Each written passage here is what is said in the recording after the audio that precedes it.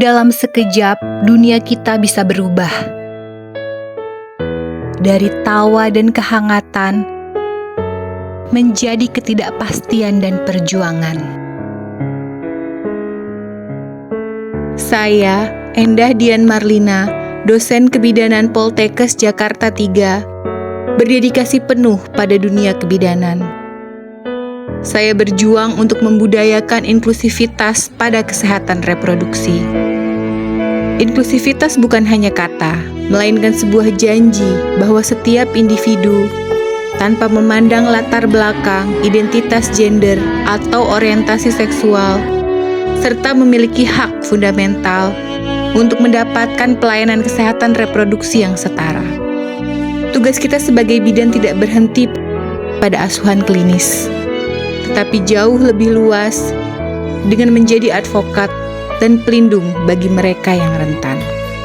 Di dalam kelas, mahasiswa belajar teori. Mereka menghafal data, memahami konsep. Tapi bagaimana jika tantangan yang kita hadapi jauh lebih besar dari sekedar ujian? Bagaimana jika dunia menuntut lebih dari sekedar pengetahuan? Kesehatan reproduksi adalah isu yang kompleks, sensitif, dan penuh tantangan.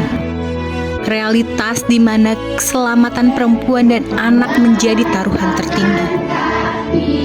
Ini adalah tentang kehidupan, tentang martabat, dan yang paling penting tentang harapan. Di zaman ini belajar bukan hanya tentang ilmu, tetapi juga tentang empati, negosiasi, dan kemampuan beradaptasi di tengah ketidakpastian. Metode pembelajaran konvensional tidak lagi cukup. Kita butuh pendekatan inovatif. Kuliah tentang angka kematian ibu tidak sama dengan menghadapi persalinan sulit di tengah kondisi tidak pasti. Materi tentang kekerasan seksual juga tidak sama dengan memberikan dukungan pertama pada korban yang mengalami trauma. Kita membutuhkan strategi pembelajaran yang membangun empati, keberanian, dan kemampuan beradaptasi.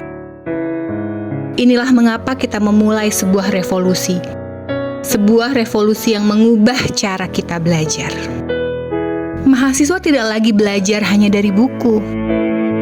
Mahasiswa belajar sambil beraksi, menjadi pemecah masalah, bukan sekedar penerima informasi.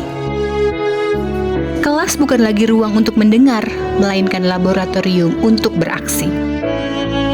Mahasiswa tidak hanya belajar tentang masalah.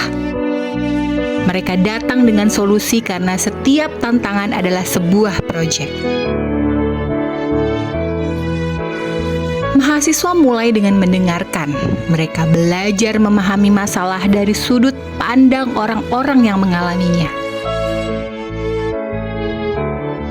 Mereka mengumpulkan data, mengidentifikasi celah, dan membangun dasar proyek di atas realitas, bukan asumsi. Berbekal data, mahasiswa merancang sebuah proyek. Modul edukasi, strategi advokasi, hingga prototipe pelayanan. Ini adalah fase di mana kreativitas dan kolaborasi diuji. Mahasiswa tidak lagi hanya memberi asuhan, namun juga menyuarakan. Mahasiswa belajar menyusun argumen yang kuat, bernegosiasi dengan pemangku kepentingan, dan meyakinkan pihak lain tentang urgensi kesehatan reproduksi yang responsif gender. Di sini teori diuji. Mahasiswa menghadapi kasus-kasus sensitif di tengah keterbatasan. Mereka belajar untuk berpikir cepat, bekerja dalam tim, dan menjaga profesionalisme dalam tekanan. Ini bukan hanya tentang bantuan medis semata, ini tentang pemberdayaan. Memberikan informasi yang benar kepada perempuan dan anak, mengembalikan kontrol atas tubuh mereka, dan menguatkan dari dalam. Saat perempuan merasa dihargai dan aman, mereka dapat bangkit dan membangun kembali kehidupan. Kami tahu bahwa kegagalan adalah bagian dari belajar. Melalui rubrik yang transparan dan umpan balik yang jujur, mahasiswa tidak hanya dinilai. Mahasiswa diajak untuk berefleksi, memahami kekuatan dan kelemahan, dan tumbuh menjadi versi diri yang lebih baik. Kesehatan reproduksi adalah hak asasi manusia. Hak itu tidak boleh hilang, bahkan dalam situasi yang paling sulit sekalipun. Dengan kepedulian dan aksi nyata, kita bisa membawa harapan di tengah ketidakpastian. Pada akhirnya, yang mahasiswa pelajari bukan hanya tentang ilmu kesehatan reproduksi. Mahasiswa belajar tentang empati, membangun kepercayaan, belajar berkolaborasi, bekerja dalam tim untuk tujuan yang lebih besar. Mereka belajar menjadi profesional yang siap menghadapi kompleksitas di dunia nyata. Mereka tidak lagi hanya lulusan, mereka adalah pembelajar seumur hidup. Mereka adalah pemecah masalah, advokat, dan pelindung. Mereka siap menghadapi ketidakpastian, bukan karena mereka menghafal semua jawabannya, tapi karena mereka belajar untuk beraksi. Ini adalah revolusi dalam pendidikan.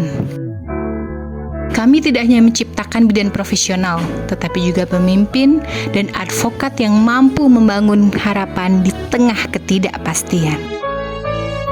Saya percaya, melalui pendidikan kebidanan, kita bisa menghancurkan stigma dan membangun empati. Mari bersama-sama kita menciptakan ruang di mana setiap orang merasa aman, dihormati, dan diberdayakan untuk mengurus kesehatannya sendiri. Karena sesungguhnya esensi kebidanan adalah tentang melayani dengan hati tanpa membeda-bedakan.